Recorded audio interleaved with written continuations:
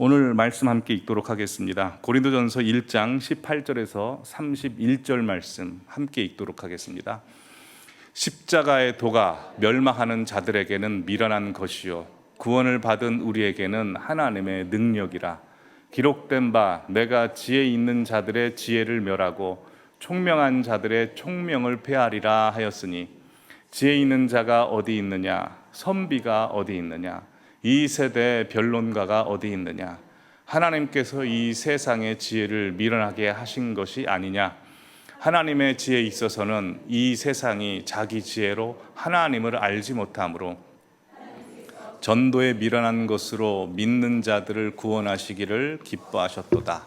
유대인은 표적을 구하고 헬라인은 지혜를 찾으나 우리는 십자가에 못 박힌 그리스도를 전하니 유대인에게는 거리끼는 것이요 이방인에게는 미련한 것이로되 오직 부르심을 받은 자들에게는 유대인에게나 헬라인이나 그리스도는 하나님의 능력이요 하나님의 지혜이니라.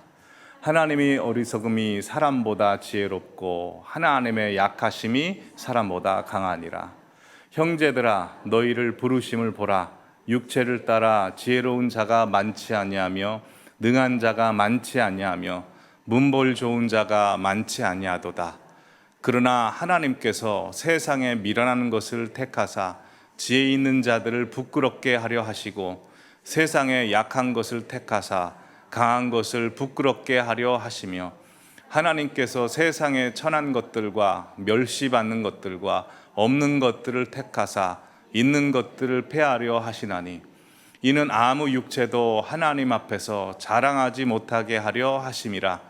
너희는 하나님으로부터 나서 그리스도 예수 안에 있고 예수는 하나님으로부터 나와서 우리에게 지혜와 의로움과 거룩함과 구원함이 되셨으니 기록된 바 자랑하는 자는 주 안에서 자랑하라 함과 같게 하려 함이라. 아멘. 여러분, 자랑은 인간의 본능이죠. 그래서 이 세상을 살아가는 모든 사람들은 드러내기도 하고 드러내지 않기도 하지만 모두 무엇인가를 자랑할 욕구를 갖고 있고 또한 어떤 방식으로든 자랑하며 살고 있습니다. 팔불출이라는 단어 들어보셨죠? 팔불출을 한자 그대로 보면 8가지 입 밖으로 내서는 안 되는 말. 이 말을 내서는 나에게는 전혀 도움이 안 되는 말입니다. 첫 번째, 자기 자랑. 두 번째, 아내 자랑. 세 번째, 자녀 자랑. 네 번째, 학벌 자랑. 다섯 번째, 가문 자랑. 여섯 번째, 재산 자랑. 일곱 번째, 부모 형제 자랑. 여덟 번째, 친구 자랑입니다. 우린 8가지를 입 밖으로 자랑을 하면 우리에게 아무런 도움이 없다는 것을 알죠. 그럼에도 불구하고 자랑하고 싶습니다. 특별히 우리 할머니들, 손자, 손녀가 너무 예쁘고 귀하고 다 잘하는 것처럼 보이기 때문에 막 자랑하고 싶죠. 그래서 안 들으려고 하는 사람들한테 돈을 줘가면서 야, 돈 받아라, 좀 자랑 좀 들어주라 하고, 또 듣기 싫은 분들은 내가 돈을 더 줄 테니까 자랑하지 말라라고 하고. 근데 이런 자랑은 나이 드신 분들뿐만 아니라 어린아이들부터 그렇죠. 새벽에 한번 말씀드린 적이 있는데요. 어느 유치원에서 아이들끼리 자랑 배틀이 벌어졌습니다. 한 아이가 이야기합니다. 야, 우리 형은 수영장에 가서 잠수를 1분 30초 동안 해. 애들이 와 그럽니다. 다른 아이가 나타나서 야, 우리 할머니는 해녀야. 바닷속에 들어가서 3분을 잠수해. 그러니까 더 와 그럽니다.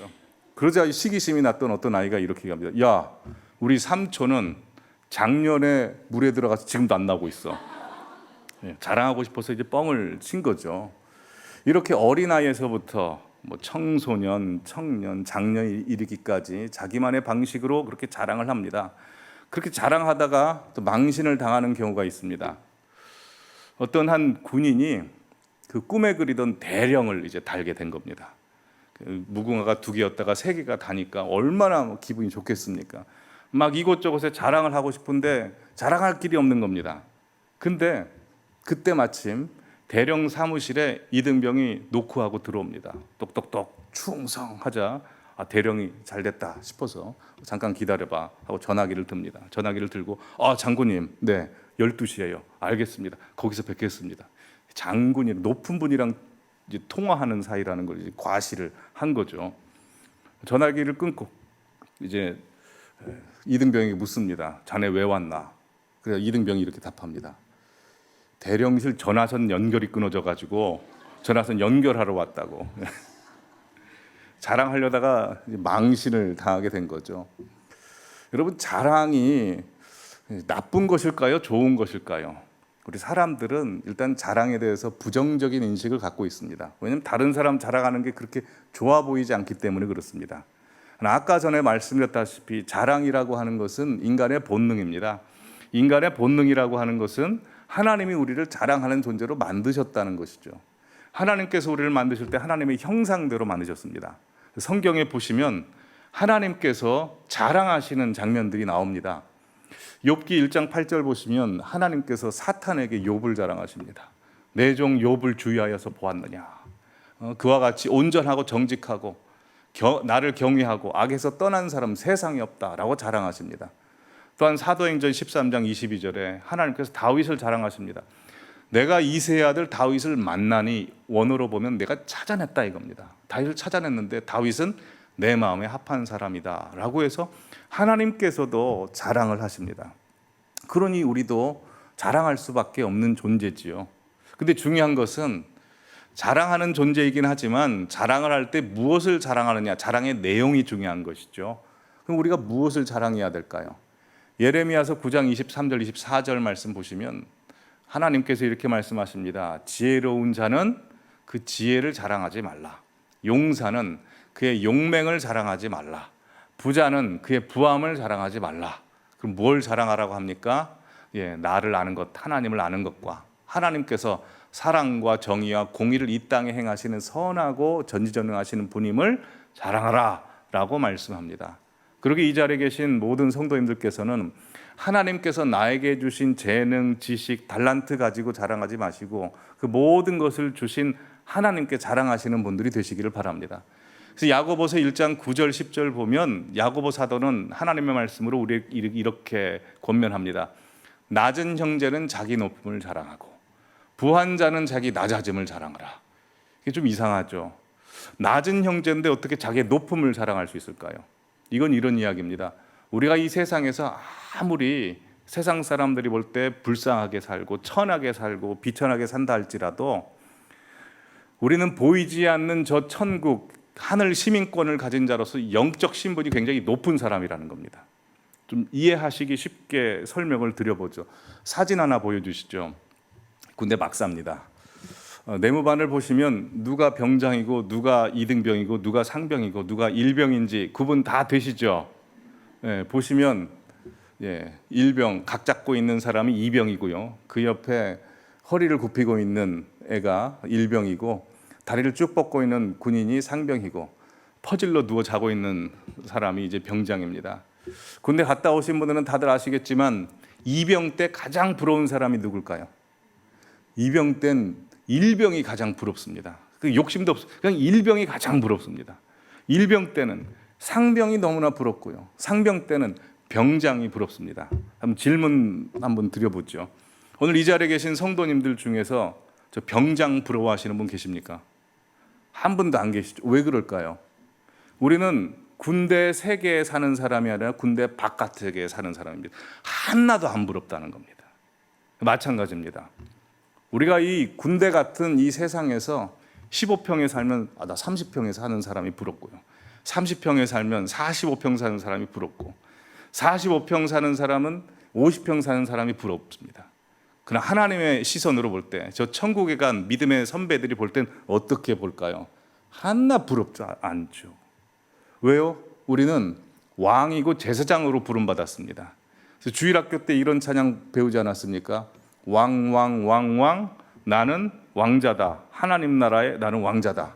0000 나는 공주다. 하나님 나라에 나는 공주다. 내가 비록 어릴지라도 약할지라도 무능할지라도 나는 왕, 나는 공, 나는 왕자다. 나는 공주다.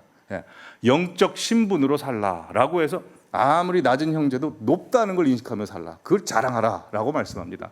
또한 10절에 보시면 부한 자는 자기 낮아짐을 사랑하랍니다. 자, 보시면 낮음을 사랑하라가 아닙니다. 낮아짐입니다. 왜요?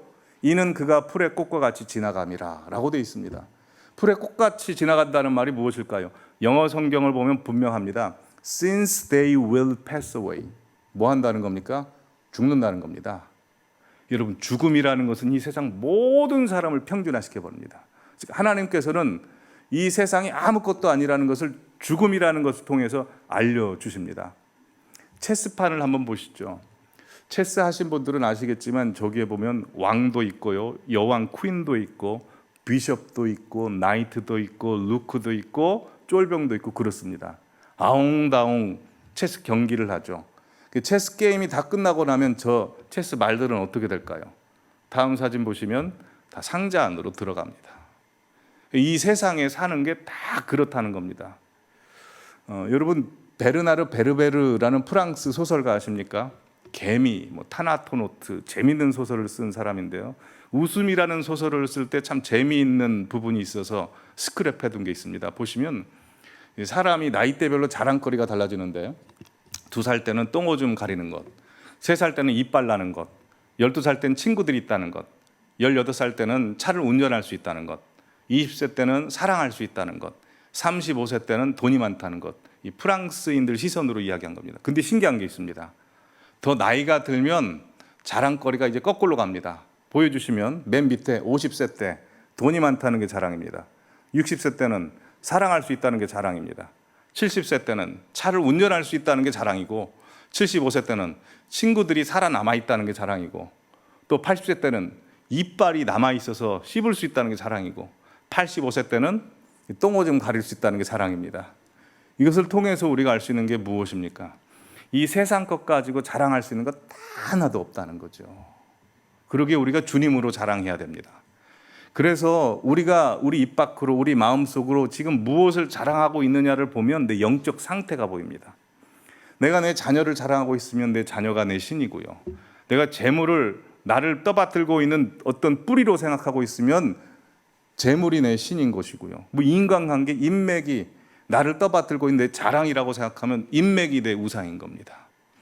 그래서 내가 무엇을 자랑하느냐, 그 자랑이 나를 해칠 수도 있고요, 나를 살릴 수도 있습니다.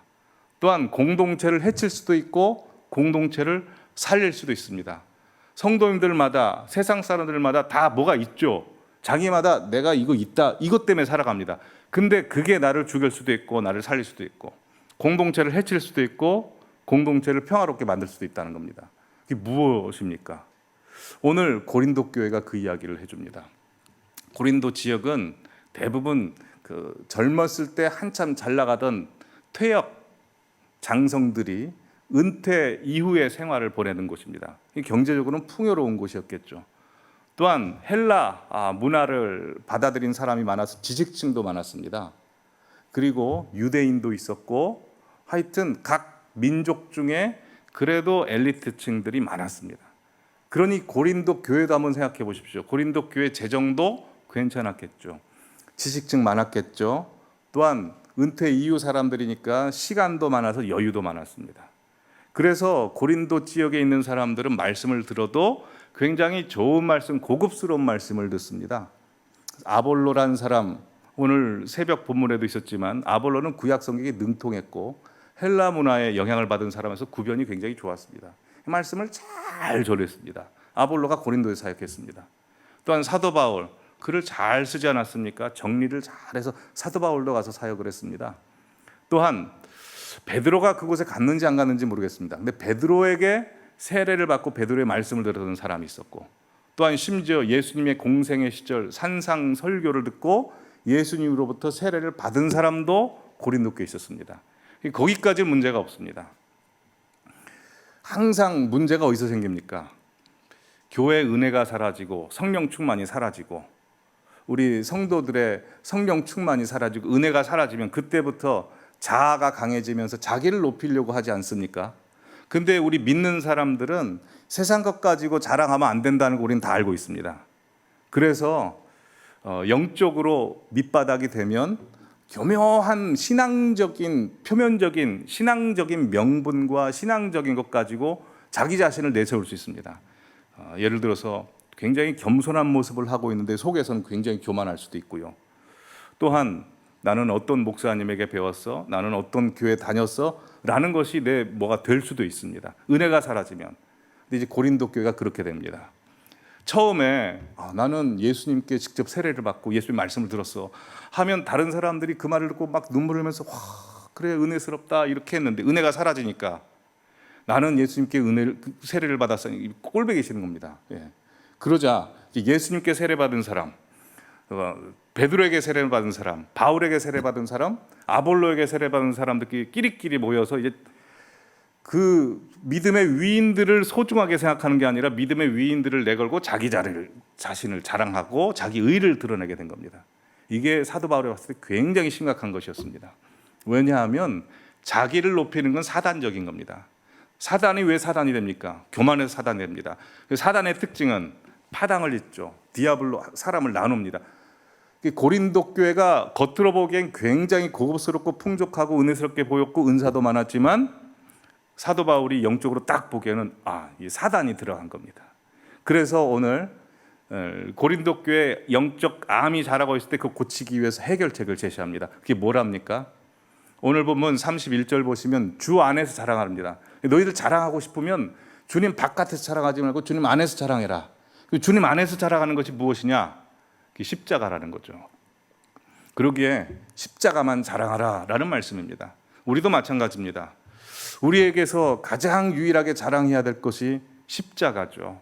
그래서 오늘 말씀을 통해서 왜 우리의 유일한 자랑이 십자가 되는지 세 가지로 말씀을 함께 나누도록 하겠습니다. 첫 번째, 십자가만이 우리의 자랑인 이유는 십자가는 하나님의 지혜이기 때문입니다. 고린도전서 1장 21절에서 24절 보시면 하나님의 지혜에 있어서는 이 세상이 자기 지혜로 하나님을 알지 못합니다. 하나님께서는 전도에 미련한 것으로 믿는 자들을 구원하시도록 그렇게 만드셨습니다. 근데 유대인은 표적을 구하고 헬라인은 지혜를 찾기 때문에 23절 밑에 보면 유대인에게는 십자가가 거리끼는 것이 되었고 이방인에게는 십자가 미련한 것이 되었습니다. 그러나 오직 부르심을 받은 자들에게는 유대인이나 헬라인에게나 그리스도는 하나님의 능력이고 하나님의 지혜가 됩니다. 자, 풀어서 말씀을 드리죠. 하나님께서 우리를 구원하시는 방법이 십자가라는 사실은 인간의 지혜로는 절대 이해할 수 없습니다. 왜냐하면 사람은 우리가 믿는 하나님이면 전지전능한 분이셔야 되는데 전지전능하신 분이 자신이 죄인인지도 모르는 사람들을 위해서 이 땅에 오셔서 죄인에게서 죽임을 당해서 그 방법으로 우리를 구원하신다는 게 이게 세상 지혜로 이해가 됩니까? 이해될 수 없는 것이죠. 특별히 헬라인과 유대인에게는 더더욱 그랬습니다. 왜냐하면 당시 십자가형은 최고의 고통스러운 형벌이고 치욕적이고 부끄러운 형벌이고 그래서 혐오의 대상이었습니다. 특별히 유대인들에게는 신명기 21장 보시면 나무에 달린 자는 저주를 받은 자다라고 했습니다. 그러니 유대에게는 표적을 구하는 겁니다. 하나님의 아들이라는 걸 구하는데 하나님의 아들이 아니라 하나님께 저주받은 게 십자가입니다. 또한 헬라인들은 영지주의라서 육체는 악하고 영은 살아있다, 선하다라고 생각했습니다. 예수님의 육체도 악한 것으로 봤습니다. 악한 예수님의 육체가 십자가에 못 박혀 우리를 구원한다는 건 이건 말도 안 되죠. 그러니 십자가는 미련한 것이다 라고 했습니다. 그러나 십자가는 언제부터 하나님께서 계획하셨습니까? 창세기 3장 최초의 인간 아담과 하와가 범죄했을 때부터 하나님께서는 계획하셨습니다. 그래서 하나님께서는 이 예수 그리스도의 십자가를 구약시대 내내 그림자처럼 예표로 보여주셨습니다. 정말 수많은 그림자를 보여주셨는데요. 몇 가지만 가지고 와봤습니다. 보시면 이렇습니다. 다들 아시다시피 사단에게 이렇게 선포하십니다. 여자의 후손은 사단 네 머리를 상하게 할 것이요 사단 너는 예수님 여자의 후손의 발꿈치를 상하게 할 것이다. 십자가 사건을 예표하죠. 또한 창세기 22장 2절에 보시면 하나님께서 선택하신 사랑하시는 아브라함의 인생을 통해서 십자가를 예표하십니다.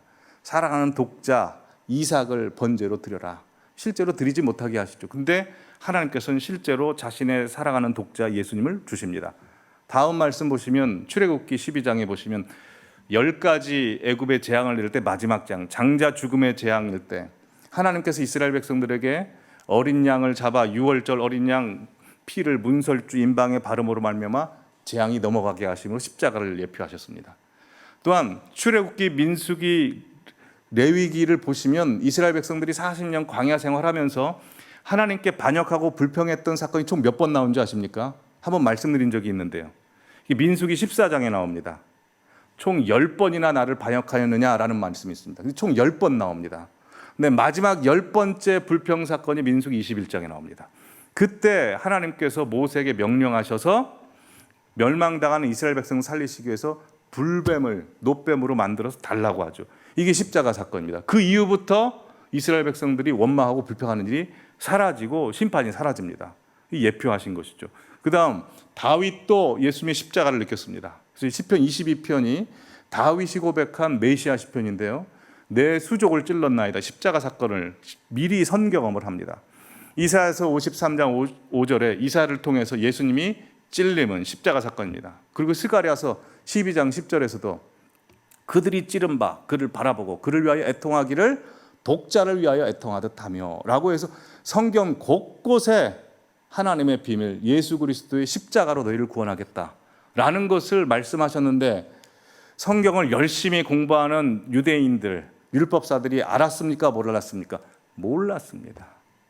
이거는 사단도 몰랐습니다. 예수님이 왔을 때 이 세상에 초림하셨을 때 유대인들이 못 알아봤죠. 사단도 그랬습니다. 자, 제가 한 3년 전에 성금요일 날 달라스 윌라드라는 철학자가 쓴 하나님의 모략이라는 책을 기반으로 해서 성금요 예배 설교를 한 적이 있습니다. 잠깐 내용을 소개해드리면 아까 창세기 3장 15절에 여자의 후손에 대한 말씀을 하나님께서 사단에게 선포하시지 않았습니까? 사단이 그 하나님의 선포를 듣고 사단 입장에서는 마음이 어떻겠습니까? 여자의 후손 때문에 자기가 멸망당하기 때문에 이제는 여자의 후손이 태어나지 못하도록 하든지 아니면 여자의 후손이 태어났을 때 예수님을 죽이든지 둘 중에 하나 해야 되지 않겠습니까? 그래서 성경 창세기 3장부터 나오는 시선은 사단의 입장에서 보면 사단은 이제 여자의 후손이 못 나오게 하거나 여자의 후손이 나올 법한 사람들을 계속 괴롭게 하고 유혹에 빠뜨리는 일을 합니다. 그래서 아브라함, 이삭, 야곱, 요셉, 모세, 다윗 쭉 보시면 굉장히 험난한 일을 하죠. 사단의 입장에서 유혹도 주고 괴로움도 주고 해서 여자의 후손의 계보가 멈춰지도록 노력 최선을 다합니다. 그러나 하나님의 역사는 막을 수 없습니다. 2000년 전 예수님께서 아기로 태어나셨습니다. 그러자 사단은 헤롯 정치를 도용해서 2세 이하 아이들은 다 학살하도록 하죠. 그러나 하나님께서는 천사를 통해서 애굽으로 예수님을 피신시키십니다. 그리고 30년 동안 숨기시다가 30세 때 예수님이 전면적으로 드러나게 됩니다. 그러자 이제 사단과 예수님 사이에 전면전이 벌어지게 되죠. 사단은 바리새인, 유대교 종교 지도자들, 권력자들을 사로잡아서 예수님을 잡아 죽일 계책을 세워서 드디어 십자가에서 예수님을 못 박아 죽입니다. 사단이 십자가에 못 박히신 예수님을 보고 와, 내가 승리했다 하는데 예수님께서 십자가상에서 이렇게 말씀하십니다. 다 이루었다. 무엇이 다 이룬 거죠? 창세기 3장 15절 말씀. 여자의 후손이 네 머리를 짓밟을 것이다. 해서 사단이 예수님을 죽이는 줄 알았는데 실제로 예수님께서 사단의 머리를 짓밟는 사건이 십자가 사건이었다는 겁니다. 이거를 예일대 역사학자인 사진 보시면 야로슬라프 펠리칸이란 학자가 예수 역사와 만나다라는 책에서 이렇게 이야기합니다. 마귀와 공중권세 잡은 자, 예수를 대적하는 자들은 예수를 십자가에 못 박았다. 하지만 이것은 예수님께서 모든 마귀의 세력을 십자가로 불러 모으신 것이고 그들 모두를 데리고 사망의 무덤으로 들어가신 후에 그들을 무덤에 남겨두고 혼자 부활하여 나오셨다. 이게 십자가 사건이라는 겁니다. 이걸 사단도 몰랐고 사람들도 모르죠. 아무도 몰랐습니다. 그래서 나중에 천사들이 이걸 보고 흠모합니다. 그래서 베드로전서 1장 12절 보시면 천사들도 살펴보기 원하는 것이다. 여러분 이걸 하나님께서는 예전부터 비밀로 성경에 기록해 놨습니다. 사람의 지혜로는 모릅니다. 근데 성도님들은 지금 알고 있습니까? 모르고 계십니까? 알고 있죠. 아는 게 내 지혜로 아는 겁니까? 아니죠. 하나님의 성령님의 지혜로 아는 거죠. 얼마나 감사한 겁니까? 우리의 자랑은 오직 십자가입니다. 왜요? 십자가는 인간도 생각하지 못하고 또한 사단도 생각하지 못하는 놀라운 하나님의 지혜이기 때문입니다. 자, 두 번째, 우리가 십자가만을 자랑해야 되는 이유는 십자가는 하나님의 능력이기 때문입니다. 고린도전서 1장 18절 말씀 함께 읽겠습니다. 십자가의 도가 멸망하는 자들에게는 미련한 것이요 구원을 받는 우리에게는 하나님의 능력이라. 십자가의 도 할 때 이 도가 헬라어로는 로고스입니다. 십자가의 말씀, 십자가의 이미지, 십자가의 선포 이렇게 다 해석할 수 있는데요. 그게 멸망당하는 자들에게는 미련하지만 구원받는 우리에게는 하나님의 능력이다입니다. 근데 능력이라라고 할 때 중요한 것이 능력이라 이 문장 형식이 현재 분사입니다. 이 능력이라는 건 과거에도 능력이고 지금도 나에게 능력이고 앞으로도 계속해서 능력이 된다라는 겁니다. 자, 그럼 하나님의 능력인 십자가가 우리에게 어떤 능력을 줄까요? 지금까지 말씀을 많이 들어보셔서 잘 아실 겁니다. 그래서 지금까지 들으신 모든 말씀을 종합해서 말씀을 드리죠. 자, 첫 번째, 십자가의 능력은 구원과 용서의 능력입니다. 네. 우리 사람은 존재 자체가 죄인입니다. 그래서 죄를 지을 수밖에 없죠. 그래서 인생 돌아보면 실수하고 후회되는 일 투성입니다. 우리가 지울 수 있습니까? 못 지웁니다. 우리 스스로 용서받을 수도 없습니다.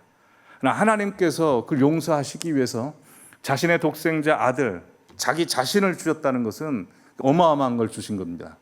그러기에 자기 자식을 주신 그 용서로 못 용서하실 게 있습니까? 용서 못 하실 게 없죠. 그러기에 오늘 이 시간 우리가 예배 드릴 수 있는 것, 그 십자가의 용서가 있기 때문입니다. 내 믿음이 좋든지 내 믿음이 별로든지 이미 하나님과 원수되었을 때 그 용서가 우리에게 임했습니다. 그러기에 얼마나 감사합니까? 두 번째, 십자가의 능력은 화목의 능력입니다. 아담과 하와가 하나님께 범죄했을 때부터 하나님과 우리 인간의 관계는 끊어져 버렸고, 또한 내 속에서 나와 내 자아가 옛자와 새자아로 분리되면서 나와 나의 관계가 끊어졌고, 뿐만 아니라 다른 사람과 나와의 관계가 끊어졌습니다. 가장 먼저 아담과 하와 누가 끊어졌습니까? 아담과 하와 부부 관계가 끊어져 버렸죠. 이 세상에서 서로 관계가 안 좋은 것은 당연한 이치입니다. 죄된 인간이 살면서 그런 일이 벌어질 수밖에 없죠. 특별히 가정에서도 그렇지 않습니까? 부부끼리 사랑해서 결혼하죠. 근데 결혼하는데 나중에 어떻게 됩니까? 대부분 남자들은 안 그런데요. 또 아내 되시는 분들은 그런 고백들 하시는 분들 많습니다. 막 남편이 밉대요.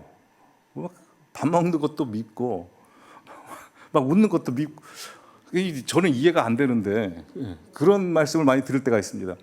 여러분, 그 최민수, 강준 연예인 부부 아시죠? 크리스찬 부부로 아주 잘 지금 살고 있는데요. 옛날 방송이 10년 전에 방송했는데 참 보니까 재미있고 남 이야기 아닌 것 같아서 영상을 가져왔습니다. 짧게 한번 보시죠. 네.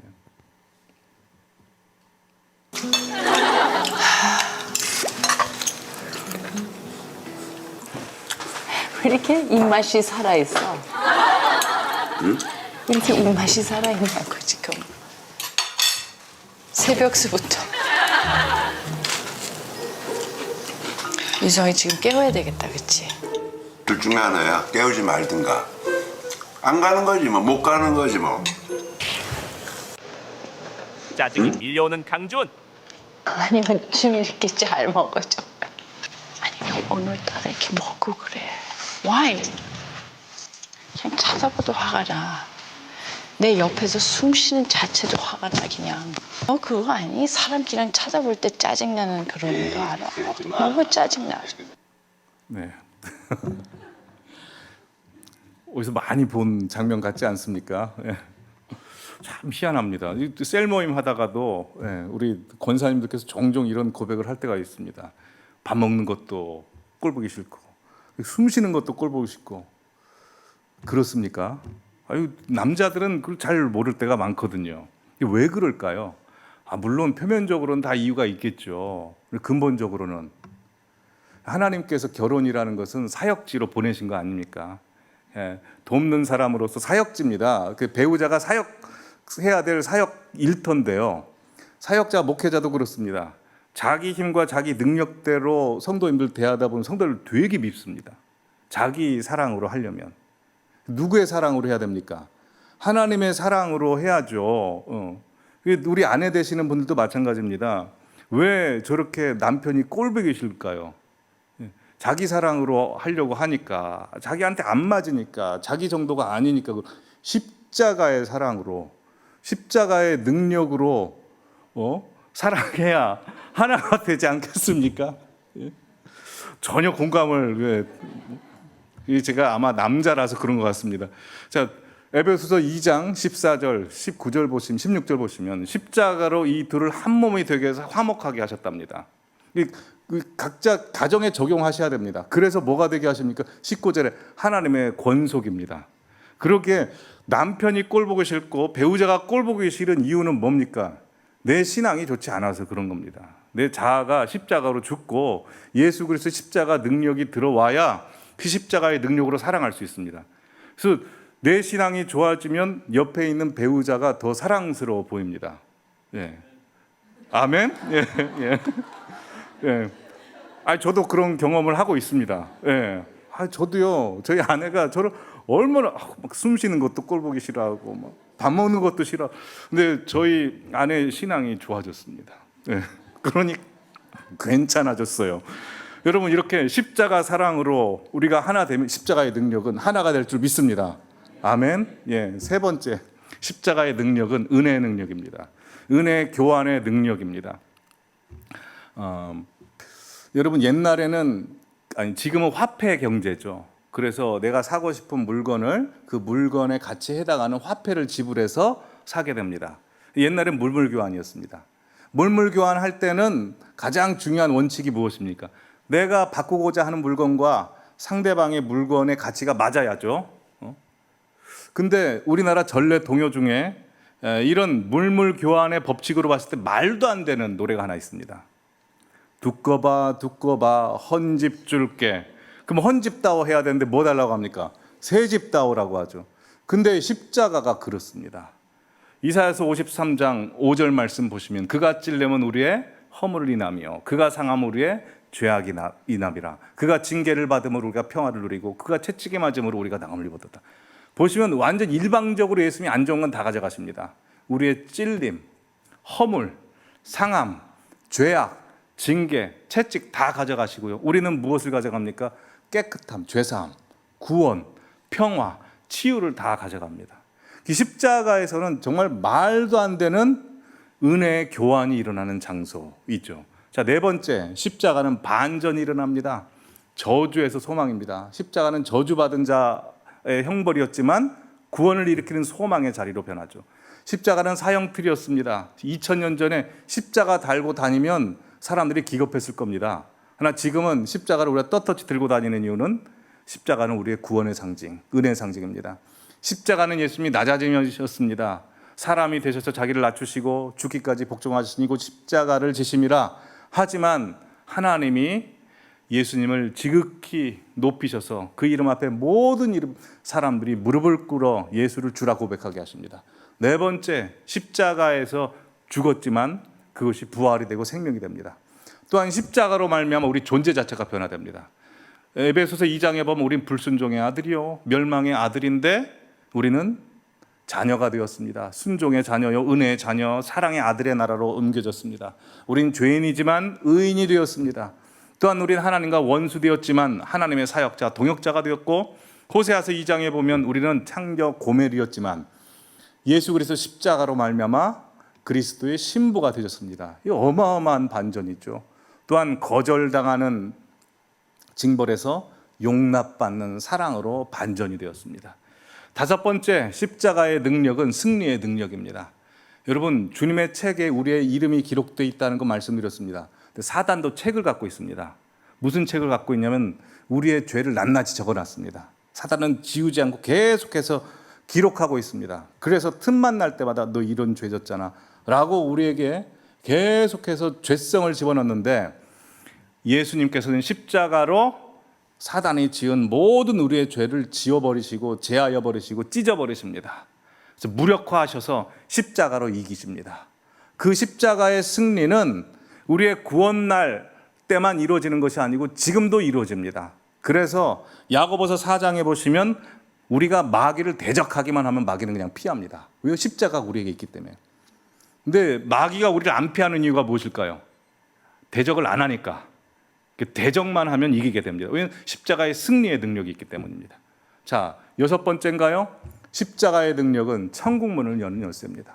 요한복음 14장 2절에 보면 예수님께서 우리의 처소를 마련하러 가셨습니다. 근데 처소까지 가는 길은 무슨 길입니까? 14장 6절에 예수님이 길입니다. 근데 그 길까지 가서 문은 어떤 문입니까? 예수님의 문입니다. 그러면 그 문을 여는 열쇠는 어디에 있을까요? 이사야서 22장에 보면 다윗의 집의 열쇠를 그의 어깨에 두니, 요한계시록 3장 7절에 보면 다윗의 열쇠를 가지니 예수님이 열쇠라는 겁니다. 설교 서두에서 말씀드렸다시피 우리가 이 세상에서 돈 많다고 돈 자랑하고, 내가 지식 있다고 지식 자랑, 학벌 자랑하고, 내 자식 자랑 해도요, 죽음 앞에서 그 모든 건 다 힘을 잃습니다.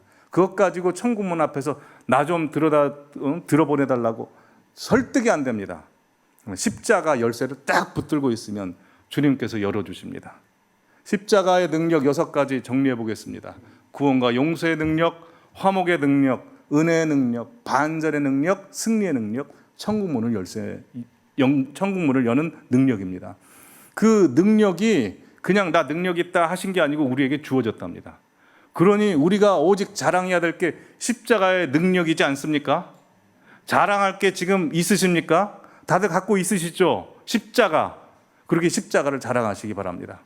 마지막으로 십자가를 자랑해야 될 이유, 하나님의 최고의 능력과 하나님의 최고의 지혜인 십자가를 우리에게 주셔서 십자가를 통해서 미련하고 나약한 우리를 택하셨고 부르셨기 때문에 그렇습니다. 아까도 말씀드렸다시피 십자가 하나님의 능력이고 십자가 하나님의 최고의 지혜이지만 나에게 주어지지 않았다면 이것은 우리의 자랑이 될 수 없습니다. 하나님께서 우리에게 주셨기 때문에 우리의 자랑이 될 수 있죠. 오늘 보면 26절인가요? 보여주시면 하나님께서 우리를 택하심을 보라고 합니다. 육체를 따라 지혜로운 자가 많지 않고, 능력 있는 자가 많지 않고, 문벌 좋은 자가 많지 않고, 또한 하나님은 반대로 미련한 것을 택하시고, 또한 약한 것을 택하십니다. 또한 강한 것 택하지 않고, 있는 것 택하지 않고, 천한 것, 멸시받는 것, 없는 것을 택하십니다. 하나님께서는 약자, 가난한 자를 선택하셔서 강한 자, 부한 자, 지혜로운 자를 선택하신 하나님이십니다. 아멘. 예. 근데 혹시 이 말씀을 보시면서 실제로 이렇게 생각하시는 분 계실 수 있습니다. 나는 강남에 살고 돈도 많아서 나는 강하고 부하고 좋은 학교 나와서 세상 사람보다 최고의 대학을 다니는데, 그런 입장에서 저런 말씀을 보면 어떤 심정이시겠습니까? 하나님이 나를 택하신, 나를 사랑하신 게 좀 서운하실 수 있지 않습니까? 혹시 성도님들 가운데 그렇게 생각하시는 분 계시면 오히려 더 하나님 앞에 감사하시기 바랍니다. 성경에서는 하나님께서 특별히 약자를 돌보시고 약자에 대한 마음이 있으시다고 약자 편을 드신다고 말씀하십니다. 그 부자는 천국에 들어가기 힘들다고 말씀하셨습니다. 근데 그 힘든 세상에서 재물 갖고 지식 갖고 있는 사람에게 찾아가셔서 복음이 믿어지게 하시고 예수님을 섬기게 하시고, 내게 있는 지혜와 지식과 이 모든 게 내게 아니고 이 세상에서 하나님을 하라고 주신 재물이구나, 청직이구나 라는 걸 깨닫게 하신 것 자체가 얼마나 큰 감사합니까? 그렇지 않습니까? 그러기에 오히려 부와 남들보다 많은 지식을 갖고 있다면 더 낮아지시고 더 헌신하시고 더 감사하셔야 됩니다. 우리 그 모든 사람이 천하든 부하든 상관없이 십자가를 자랑해야 됩니다. 그래서 2가지를 기억해야 됩니다. 보시면 첫 번째로, 하나님이신 예수님께서 날 대신하여 죽으실 만큼 나는 어마어마한 추악한 죄인이라는 걸 기억하십시오. 예. 예수님을 주셨다는 것은 내 죄가 그만큼 어마어마하다는 겁니다. 근데 2번째, 하나님이신 예수님께서 날 대신하여 죽으실 만큼 나는 또한 어마어마하게 귀한 존재라는 겁니다. 가치가 있다는 겁니다. 믿으십니까? 예, 안 믿으셔도 그게 확실하니까 그런 줄 알고 살아가시는 성도님들 되시기를 바랍니다. 우리 옆 사람에게 그렇게 인사해 보실까요? 당신은 무지무지하게 귀한 사람입니다. 당신은 무지무지하게 귀한 사람입니다. 알고나 계십니까? 이걸 꼭 아시기 바랍니다. 아무리 우리가 재물이 없고 문제가 있고 여러 가지 힘든 일이 있어도 십자가를 주셨습니다. 믿음이 약해도 그렇고요. 내가 불순한 사람일지라도 그렇습니다. 이 자리에 와 있는 이상 그렇습니다. 그러기에 하나님께서 나를 구원하셨다는 것, 어마어마하게 귀한 존재라는 것을 항상 기억하시는, 십자가를 자랑하시는 성도님들 되시기를 바랍니다. 오늘 찬양을 가지고 왔는데요, 새로운 찬양입니다. 가사를 보시면 이렇습니다. 왜 십자가를 지셨나? 하늘 귀한 영광 버리고. 왜 십자가를 지셨나?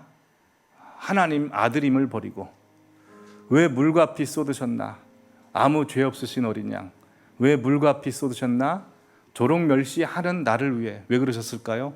그저 사랑하기 때문에, 너무 사랑하기 때문에 이 못난 날, 이토록 약한 날 위하여 십자가 택하셨네. 우리 영상으로 이 찬양 한번 먼저 듣고 우리 같이 찬양하겠습니다. 왜 십자가를 지셨나? 하늘 귀한 영광 버리고.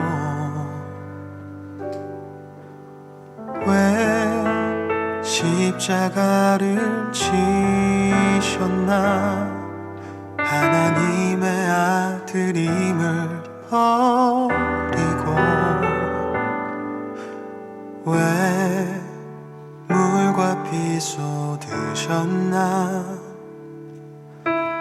아무 죄 없으신 어린 양. 왜 물과 피를 쏟았나? 조롱 멸시하는 나를 위해. 그저 사랑하기 때문에, 너무 사랑하기 때문에 이토록 못난 날, 이토록 약한 날 위하여 십자가를 택하셨네. 네, 우리 함께 찬양하겠습니다.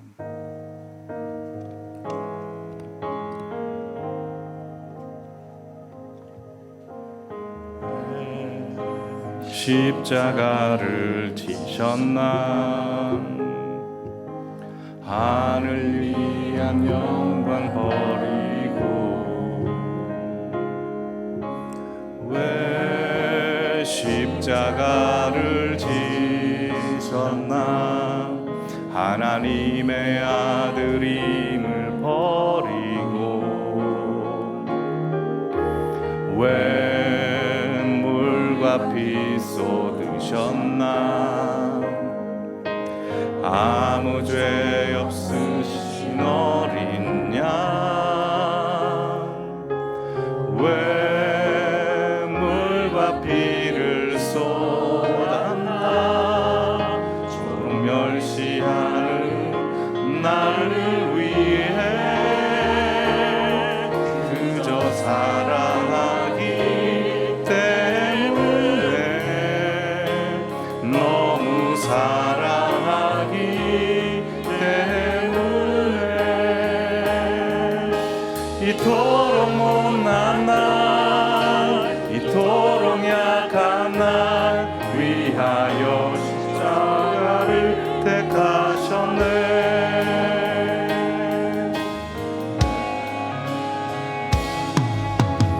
왜 물과 피 쏟으셨나? 아무 죄 없으신 어린 양.